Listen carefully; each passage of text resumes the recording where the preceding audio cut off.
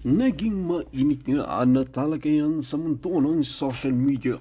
Talaga naman pahiya itong si Kuting ng Norte na ito matapos ngang malapit nang makalabas si Tatay Digong sa Netherlands. Dito nga natin makikita na mas lalong kinabahan ang grupo nga ni BBM na ito matapos ngang malaman na talagang malapit nang makalaya at makauwi sa bansang Pilipinas si former President Rodrigo Duterte. Ngunit ayon naman kay Gadon na ito ay talagang uuwi ng bangkay itong si former President Rodrigo Duterte.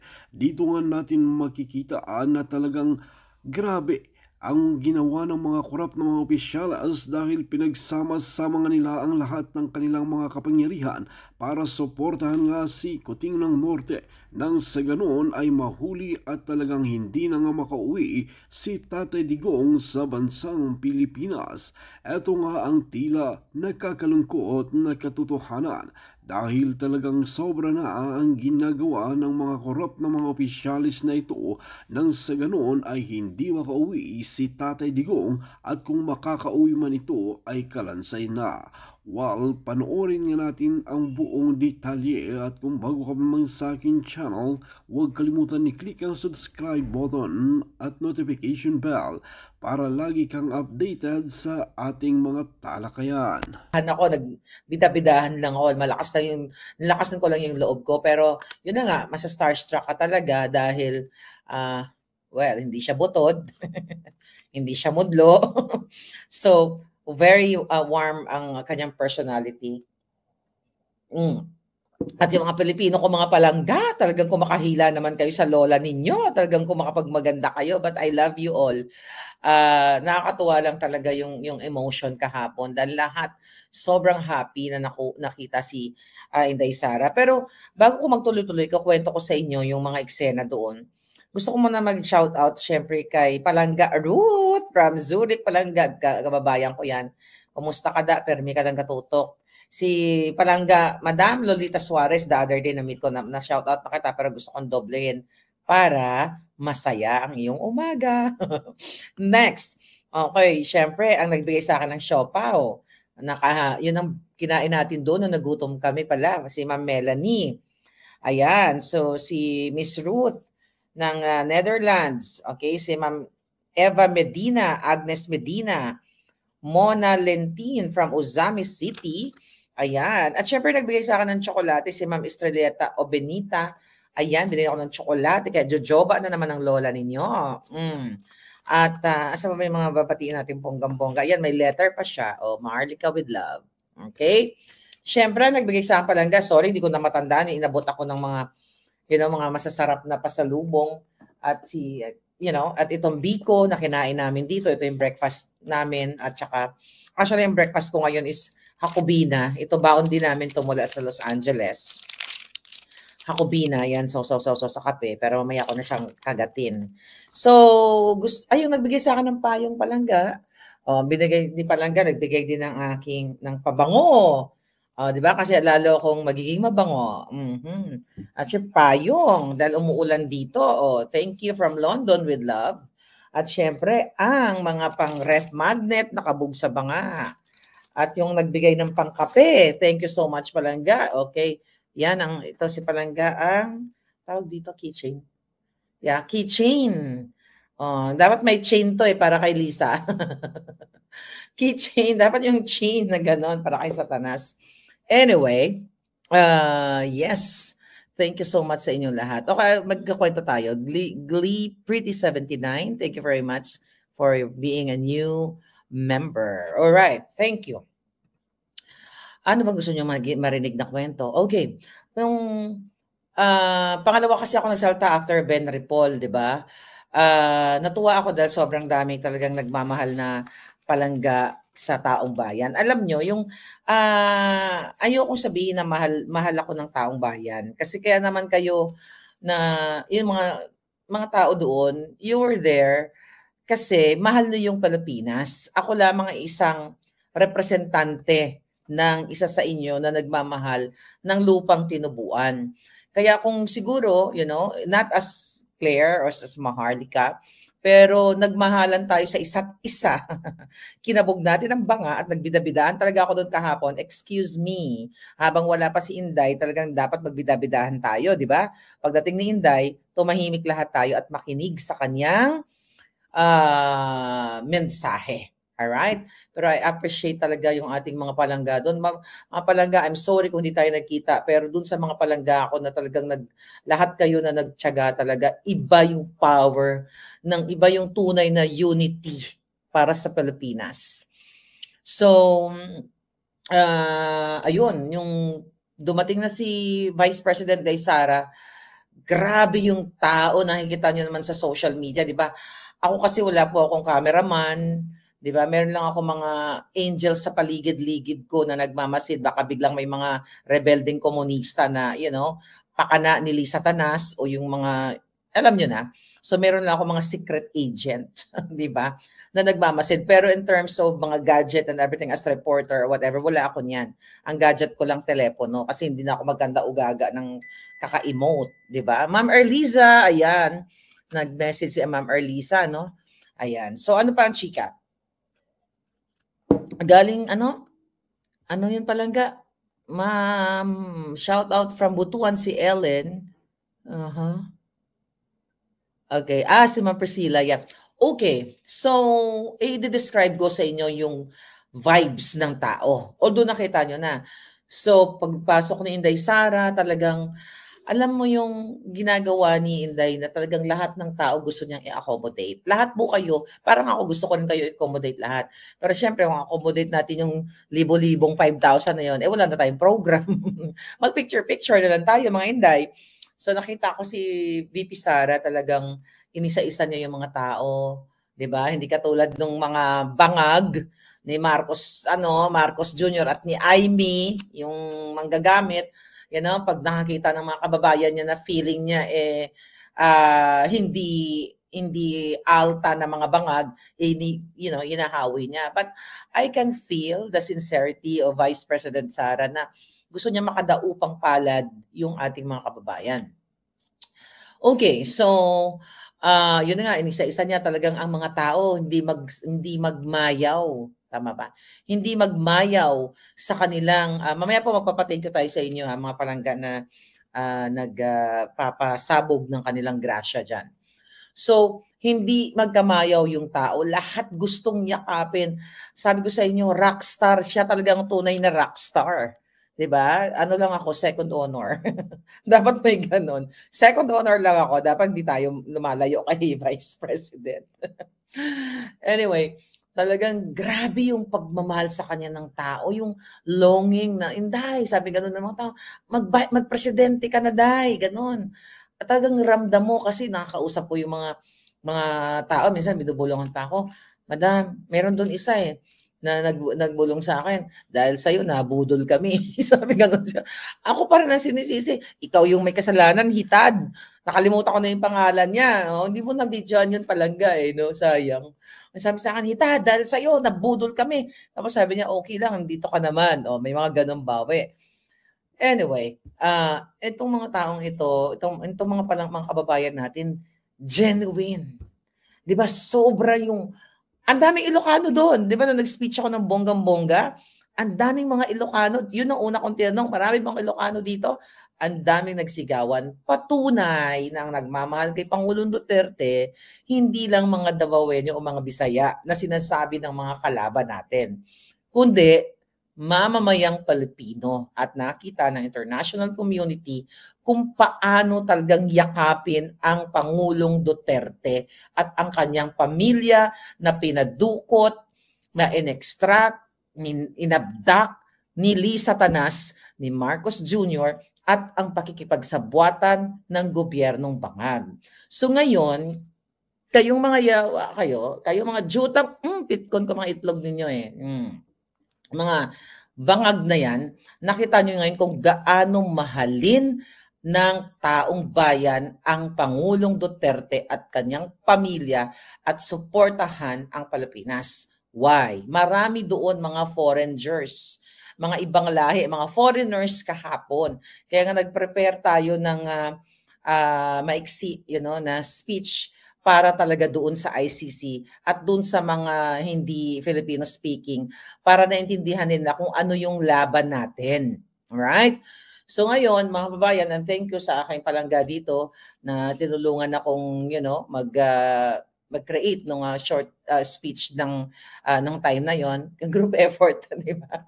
Group effort din yon. Akala nyo. At least yung group effort natin, yung sentimiento namin para sa yung ginagawa kay Pangulong Duterte.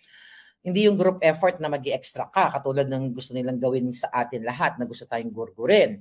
So, yes, mag-comment na kayo dyan mga palangga ha. Okay, mamaya magpapasalamat ako sa inyong bonggang-bongga lahat kayo. Teka, tignan ko muna. Sino yung mga nandoon kahapon? Good morning, sunshine, sabi ni Girlie. Okay.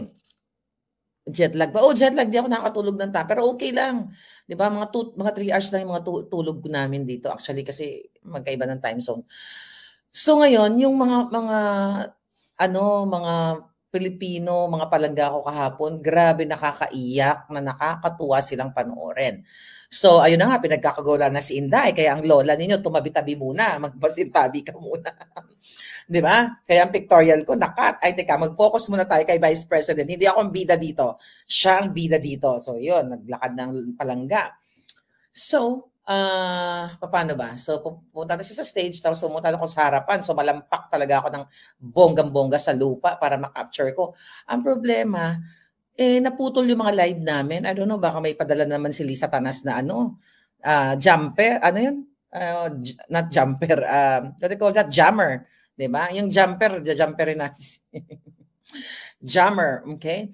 Naputol-putol, di ba? Yung ating live. At saka, yun na nga, wala naman akong dalang cameraman o professional na magaganon talaga. So, marami naman nakapag-live, so that's okay. So, naputol. So, I'm recording. Nag-record pala ako, pero kaka-post ko lang. Parang 48 years bago ma-upload. So, marami akong mga videos nakuha, pero 48 years pa siguro ninyo maghihintay. Alright, so ito na.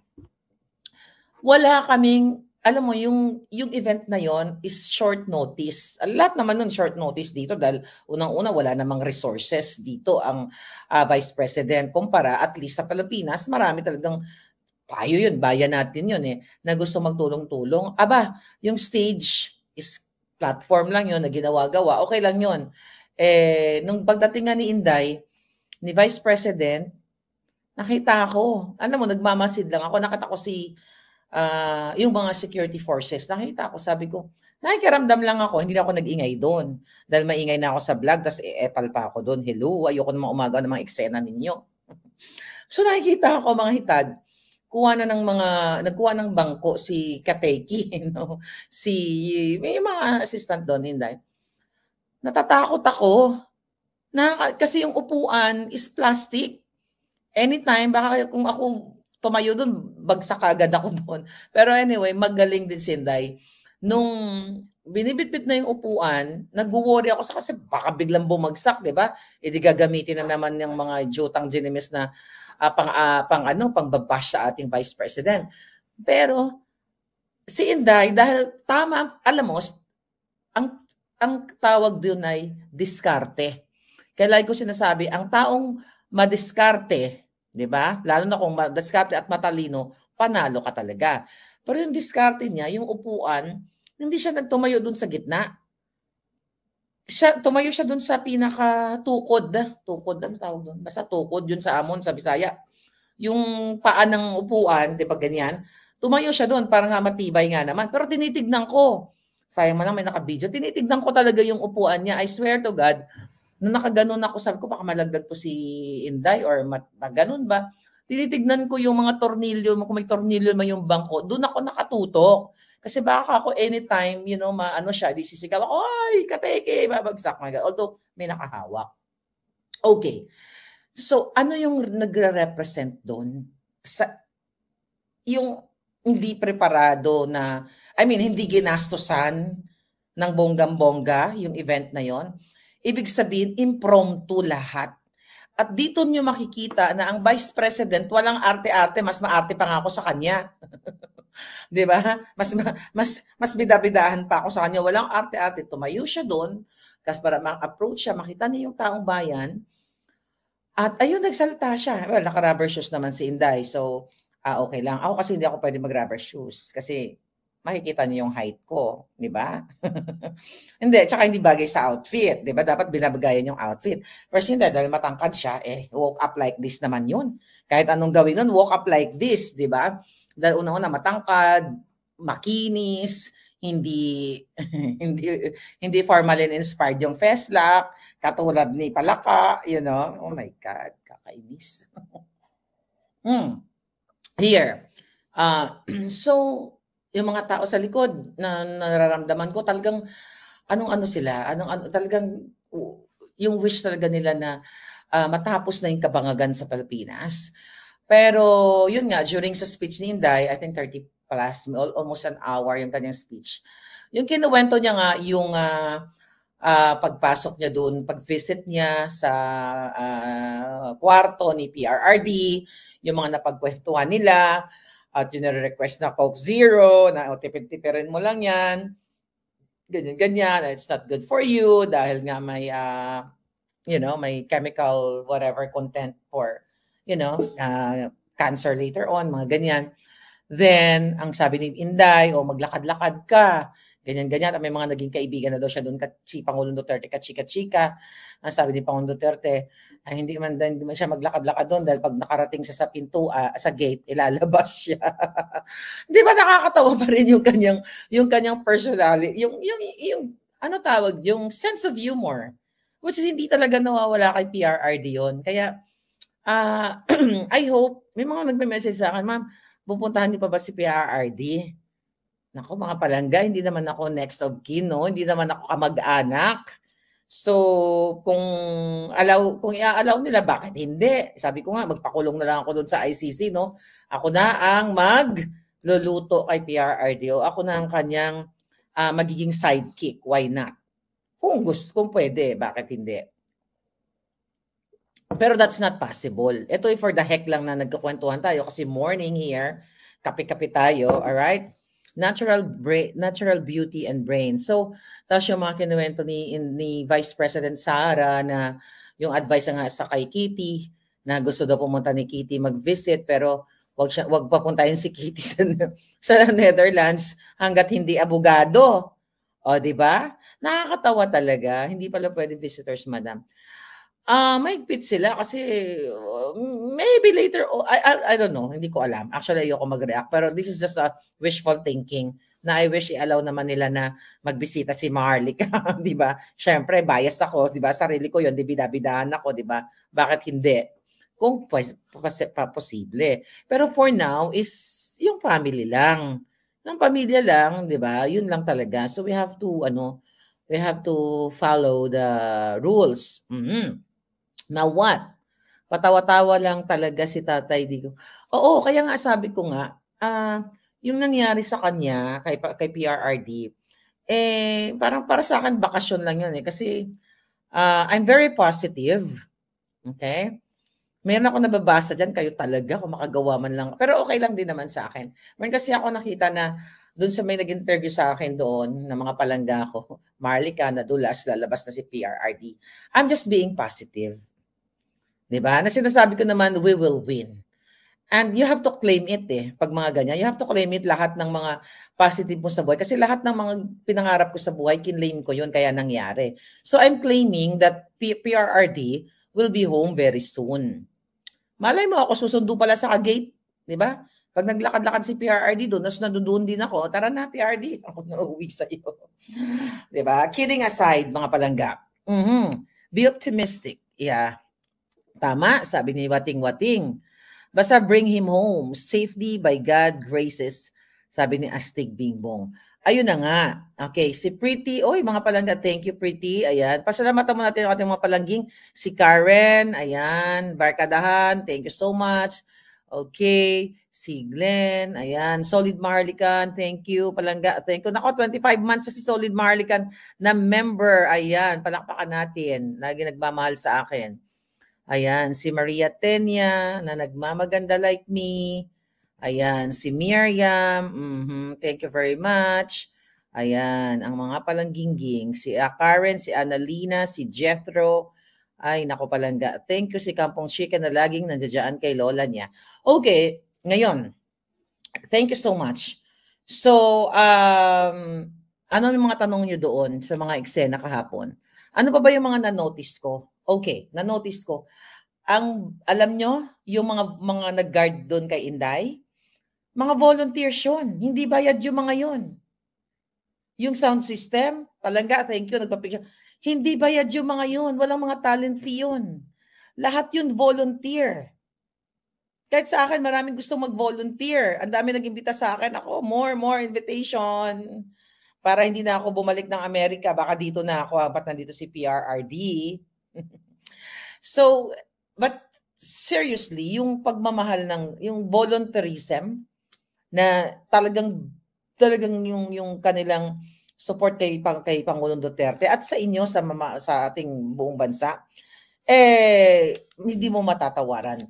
Wala yan si bangag. Kaya nga, sabi ni Baste, totoo yun. Mr. Marcos, ano sabi ni Baste dyan? You will never be loved by the Filipino people. But, this is my word. But the bangags like you. But the bangags, yun ang nagmamahal kay bangag. Kasi syempre, pare, tira tayo. Singo tayo. Mga ganon. Diba? So yun lang yung nagmamahal sa kanya. Pero yung Pilipino, hindi.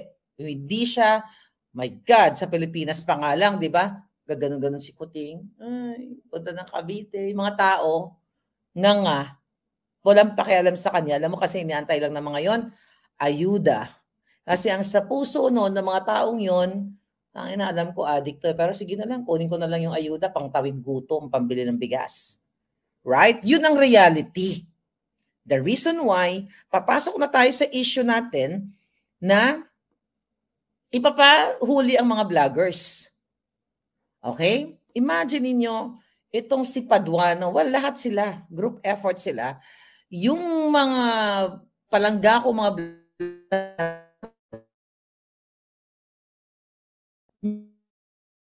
at nag-post o nag-criticize doon sa Tridorcom o sa Kongreso, ay, ba't nawala ako? Ba't pinitsura ko dyan? Para akong si Lisa. Ba't ganyan? Bakit nagbabuffer? I'm good. Okay. Anyway, imagine nyo mga kababayan, kailangan nyong gisingin ng inyong diwa kahit anong kulay ng inyong politika. Because this is not about politics. Dahil ako, di man ako politikong tao. Kasi kung politiko ako, hindi nyo ako nakikita dito nagdadakdak na laban sa mga bangag. Kasi ang karamihan, hindi naman lahat. Karamihan sa mga, hindi katulad ni Inday. Di ba? Kung yan ay politikong para lang sa pangangawat, hindi yan magsasalita laban sa mga bangag, sa mga ginagawa ng bangag. Magsasubmit na lang yan. At makikipagkunsyabahan na, sige, hindi naman ako magsasalita. Ito, project ko, bigyan mo ako ng confidential fund na ganito. Basta magkakampi tayo sa pagnanakaw. So, ang ibig ko sabihin, mga kababayan, talagang ang ginagawa nila, panggigipit ang ginagawa ng gobyerno na kapag ikaw ay nagsalita ka after, I think nandito, no? Tignan na exact word ng mga yawa. Mga nami pang anohon. Ano sabi ng mga honghang? Okay. So ngayon, saan ba yung message sa akin ni Palangging? Alright. Oh, okay. So here we go. So ngayon, ang sabi nila, ang mga giatay na lahat ng mga vloggers na magsasalita, mag-criticize sa kanilang HUAD committee na yan o TRI committee na yan, ay iko-contempt nila at pananagutin nila. Diktadorya po itong nangyayari. Anong kulay ng inyong political, inclination whatsoever, ito ang gigipit sa atin. Ma'am Anita Go, thank you so much. Ayan, thank you Palangga. Yan. Ngayon, bakit to ginagawa sa atin? Kasi nga very effective yung boses ko, boses niyo. Look at Sas, my baby girl, Sas Rogando Sasot. Gusto niyang, like ako, willing ako umattend sa Zoom. Para, ang sabi, in aid of legislation, yung kanilang pinaghihiring-hiringan dyan. Bakit kailangan pumunta ni Sas ng personal sa Pilipinas kung ito ay in aid of legislation? Bakit hindi nila pinapayagang mag-Zoom? Pero si Asierto, was it Asierto? Yung kasabwat ni Trillanes, dito sa pag-file ng case sa ICC against PRRD, pinayagan nilang mag-Zoom. Nakita nyo yung double standard, yung kajegemonyuhan ng gobyerno ni Pangag. My God, yung mga kaparian, mga kapulisan, lahat po kayong mga Pilipino, sige maghihinahon ako. Bulag ba kayo? Na kapag pabor sa mga bangag, okay lang umattend sa Zoom hearing, sa Zoom, at ididinggin yung mga akusasyon kay PRRD. Remember dong sinabi na, anong pangalan nun? Inisip ko yung pangalan isang Joang na yon. But anyway, pagkasiraan ng Pangulong Duterte, o sirain, hindi kasiraan, kapag gustong sirain ng Pangulong Duterte, ang Vice President Sara, ang resource person, pwedeng umattend sa Zoom. Pero ang katulad ni Sas, kasi I'm willing na ang Zoom hearing. Pero hindi pinapayagan. Kasi the intention is not for or in aid of legislation. The intention is to gurgur us, takutin kami, tayong lahat,